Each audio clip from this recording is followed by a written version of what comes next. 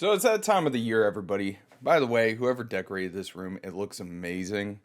Um, my apartment ain't gonna look this good. Anyways, it's that time of the year. The Video Game Awards is coming up December 7th. So of course, today being what is it? November 13th? They actually have it out where you can go and vote on the nominees because it just launched like an hour ago. And I was sitting here and I was genuinely thinking about it, and I'm like, what games came out this year? And truth be told, I'm drawing a blank on like bangers of games that came out this year. So I had to Google it. Of course, give me a little slack here, and I Googled it. And of course, we had the Resident Evil 4 remake, Starfield, which I didn't even check out. Zelda Tears of the Kingdom, Diablo 4, which supposedly I think it's probably going to be on Death of the Game here in the next couple months. If you haven't checked that channel out, I highly recommend them. They're a great channel. Pikmin 4, the new Assassin's Creed. Hogwarts Legacy came out at the beginning of the year. I totally forgot about that. I played it for a couple days and then I stopped playing it. It's a really good game. Octopath Travelers 2, Dead Space Remake, and of course Baldur's Gate. So a lot of these games I'm just like, I'm not really too terribly impressed with. So let's come over here. Mind you, I'm doing this not on stream. So this is 100% me. This is what my thoughts for the year are. Some of these games I've played, some of these games I have not played. Some of these games I'm taking at face value because I watched some Twitch and I've watched, buddies of mine play them. So we're going to check this out. So we're going to cast our votes on the Game Awards this year. And we're going to start that now. Game of the year. Oh, dude, I even forgot Alan Wake. So when it comes to these games, the only one I've played out of all these games, because I'm kind of a hipster, I get called that, was Resident Evil 4 Remake. Only because I love Resident Evil games. I've heard nothing but positive things about Baldur's Gate. I heard it's a freaking amazing game. I've heard nothing but positive things about Alan Wake 2, which I still need to buy and play through for you guys. Same with Spider-Man 2. So this one's going to be a hard one. I think I'm going to probably go for Resident Evil. Game of the year, Resident Evil. But it's kind of unfair because I didn't play Baldur's Gate. I've been thinking about getting it, but I'm not sure how good it would do on stream. Zelda Tears of the Kingdom. I mean, when it comes to Tears of the Kingdom, I'm interested in playing it, but it's just one of those games, I love Zelda games, but I have to be in the mood for it. And if I'm not in the mood for it, I'm not going to enjoy it. And Super Mario Brothers Wonder, I have zero interest in. I love Super Mario Brothers games. It goes just like the Zelda I got to be in the mood for. Yeah, I don't know. So it's telling us to sign in to vote. We're going to sign in. Hold on. Paul. So let's sign in to vote. Continue. All right. So we signed in. We're going to cast our vote for Resident Evil 4. Let's go to the next category. Which that kind of disappoints me that they're going Game of the Year first. All these other ones meh. Best Game Direction. Don't tell me they're just going to remove every single one that I do. I would say Best Game Direction would probably be Alan Wake. Next category. Let's see. Best Narrative. Okay, so I have played Cyberpunk. Like I said, Alan Wake, if it's anything like the original, which I love the original Alan Wake. The original Alan Wake is an amazing suspense horror game. And then, like I said, Spider-Man 2, the first Spider-Man, freaking dope. Final Fantasy, I haven't really been a big fan of the new Final Fantasies. So Best Narrative, I'm going to give it to Cyberpunk. Let's keep voting. Next category. Best Art Direction. Okay, I'm going to say Hi-Fi Rush for this one. Only because Hi-Fi Rush, I love cell shading. There's a lot of people out there that don't like cell shaded games, but I love cell shaded games. I love Zelda Wind Waker. Like cell shading to me is just amazing. What was that? It was kind of like a Mario Kart one, and I'm drawing a blank on the damn name. But we're going for Hi-Fi Rush. Only because, like I said, I feel like it takes more effort, and the cell shading, I just love it. Best score and music. Ooh, I'm gonna go Alan Wake on this one. Only because Alan Wake, when it comes to the game, I know the original, the score and how the music was playing really played a lot into the game. So we're going Alan Wake. Next category. Best audio design. Oh, actually, I did play the Dead Space remake too. But when it comes to audio design, I'm going Resident Evil 4. Like, the audio for that one just sounds amazing. Best performance. Ooh, this is going to be a hard one because, like, I like Idris Elba when it came to Phantom Liberty on Cyberpunk. We're going Idris Elba. Let's get it. Innovation and accessibility. Recognizing software and or hardware that has pushed the medium forward by adding features, technology, and content to help games be played and enjoyed by an even wider audience. Bro, I don't know. We're just going to throw one out there. We're going to go Hi-Fi Rush only because it was, yeah. We're just going Hi-Fi Rush. That's a weird category because, like, how did they do it? Like, what was their new thing that they added that made accessibility easier for the gaming community? Games for impact. For a thought-provoking game with a pro-social meaning or message. I have no clue. I wish there was a skip button, dude. Because none of these games I've heard of. I've never heard of any of these games. I think most of these games are going to be like indie games. Because a lot of them are like, don't get me wrong, I love narrative story-driven games. But A Space for the Unbound, we'll go with that one. Because like the art design looks really good. Best ongoing. Oh, this is going to be a hard one. Because best ongoing, Apex does a really good job at balancing and creating new characters and continuously pushing out new stuff, right? I give Apex that, and I've played Apex quite a bit. Cyberpunk 2077, in my opinion, is probably the comeback kid of the year. Like, the initial launch of the game was terrible, but over the last couple months, they pushed out the new DLC. They did a lot of the new respecking of the game, new skill trees, all that stuff. So Cyberpunk definitely has a run in there. Final Fantasy 14, not really much of an MMORPG guy. Same with Genshin Impact, not much of a MMORPG guy, but Genshin Impact, I know quite a few of my buddies play it. I know 2 people that play Final Fantasy 14, and they love it. And on top of that, I'm going to have to probably say Fortnite. Only because what they've done over the last 2 weeks is just unheard of. And then on top of that, every week they update it, and like they're constantly balancing, they're constantly doing new stuff. I'm going to say Fortnite, even though I really I'm leaning towards Cyberpunk as well. But I want to say Fortnite. Now, if they had a comeback kid of the year, it would be Cyberpunk all day. They need a category for comeback kid of the year because there's so many dog shit games that get pushed and like they come out and they're broken and they're just unplayable. And then you fast forward like a year, 2 years later, and the game is amazing. We're gonna go Fortnite, but like I said, if they had a comeback kid of the year, I would say Cyberpunk. All right, let's go to the next category. Best community support. I'm gonna see. This is a hard one. I'm not a fan of Destiny.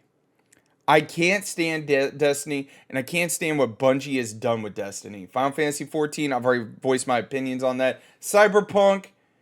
It's kind of unfair because Baldur's Gate. I haven't played it. On top of that, Baldur's Gate is like the new kid on the block. This game's only been out for 6 months. So who's saying that after the initial year of the game being out, they don't just drop it like a hot sack of potatoes? Which I doubt they will. But I'm just saying, I think Cyberpunk for real has best community support only because of how much they've put into the game after the fumble of the law of the whatchamacallit, of the launch of the game. Next category. Let's go best indie game. Oh, dude, this one's hard. Because the only one out of, and don't get me wrong, I love indie games. And the only one I've played out of this is Sea of Stars because it came with my PlayStation Plus. So we're going to Sea of Stars. It was a lot of fun. And by the way, you guys, I do play a lot of games that I don't play on stream. Best debut indie game. I don't know. Because I haven't played any of these. I'm gonna have to check out this Pizza Tower. I'm gonna cast my vote for Pizza Tower because it looks like a '90s like Nickelodeon cartoon. I know it's terrible. I'm casting votes and not doing my thing.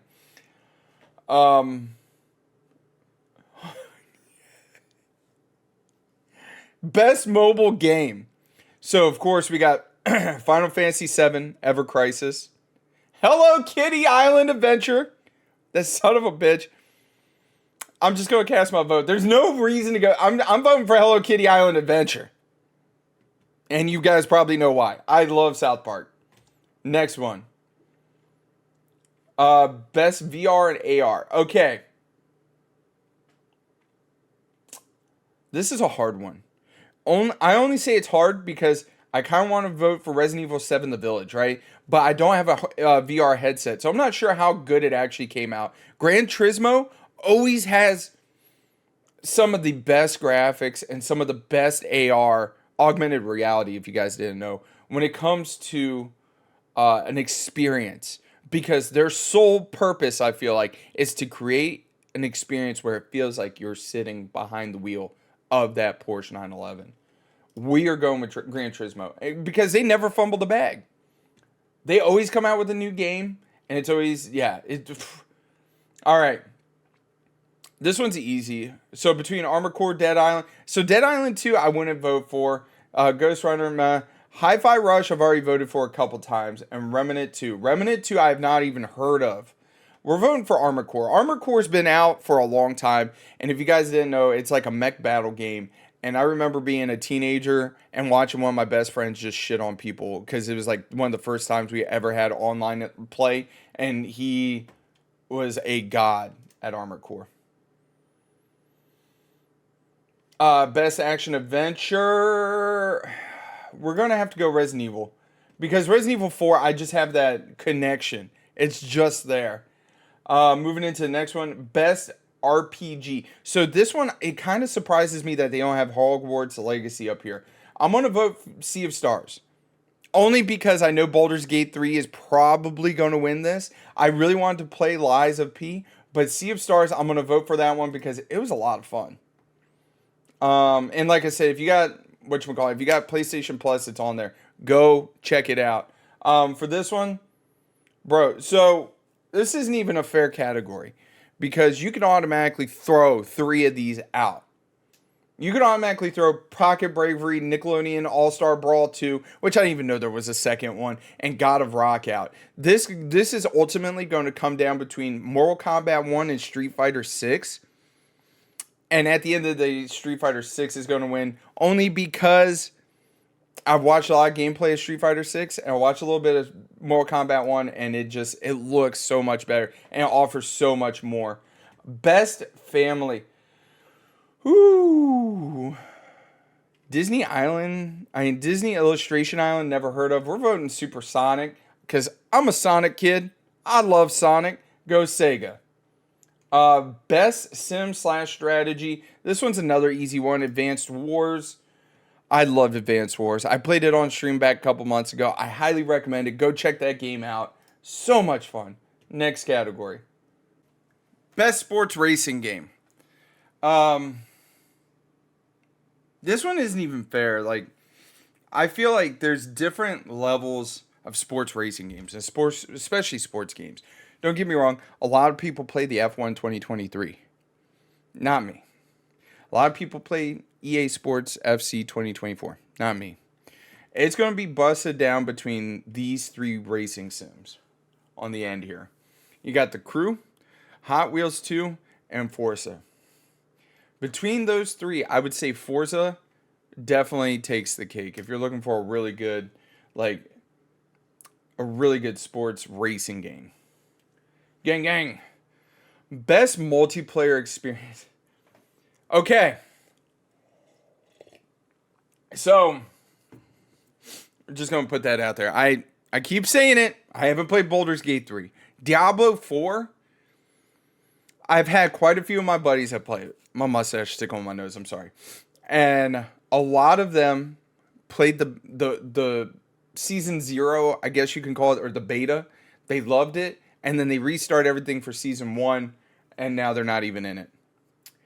Super Mario Brothers Wonder does not fall under that category for me. For me personally, it does not. Street Fighter 6. I love Street Fighter games. But I'm dog shit at fighting games. Well, I'm dog shit in general, but dog shit at fighting games. Which leaves Party Animals. I actually played Party Animals off stream just to test it out. And that game is so much fun. Highly recommend it. 10 out of 10. Get in there. Freaking play it. It is so much fun. Best adaptation. Okay. So I haven't watched Castlevania. Gran Turismo is a good movie.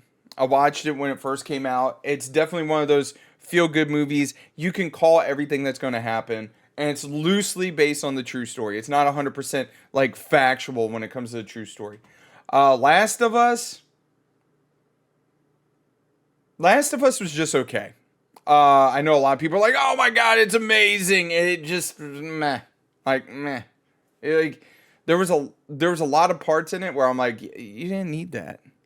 And they just continued with it. Twisted Metal. Like, I got like 4 or 5 episodes. No, I got 4 episodes in. And the pacing of the show is very slow to me. So I kind of like put it on the back burner. I need to get back to it because one of my buddies was telling me, he's like, bro, you got to finish it. But out of all these, the Super Mario Brothers movie was just fun. I loved that movie. I watched it when it first came out. To me, that was a good movie. All the Easter eggs, and it was just fun. It was fun. If you're looking for a mindless, fun movie, I loved it. I think it was great. I'm moving on to the next one. Keep going. Most anticipated game.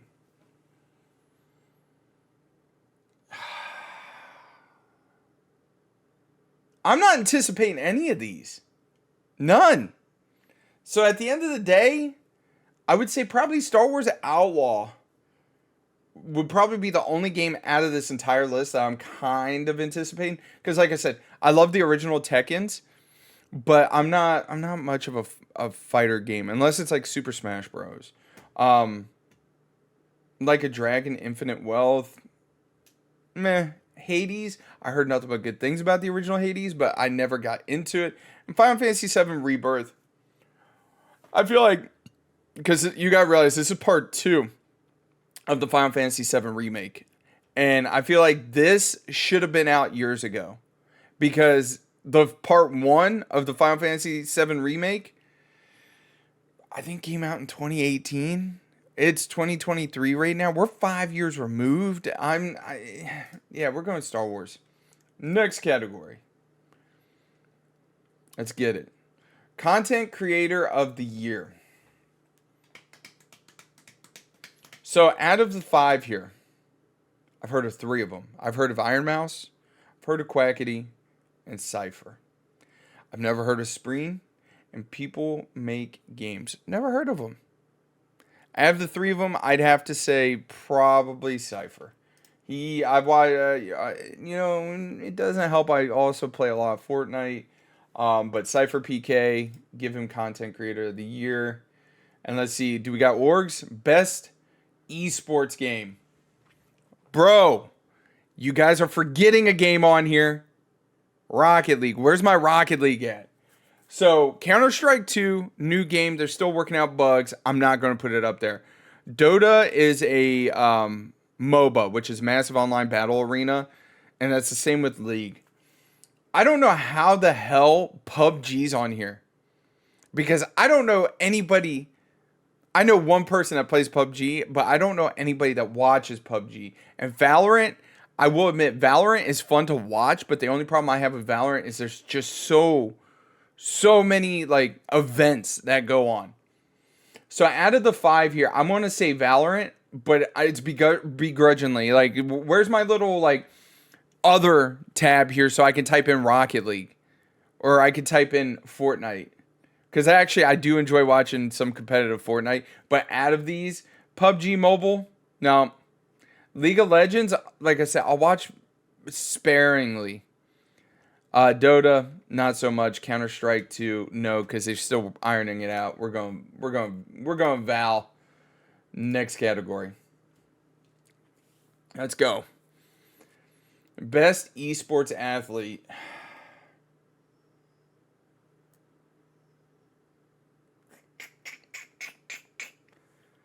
This is a hard one. Because I've never heard of Ruler, which he's a League of Legends pro.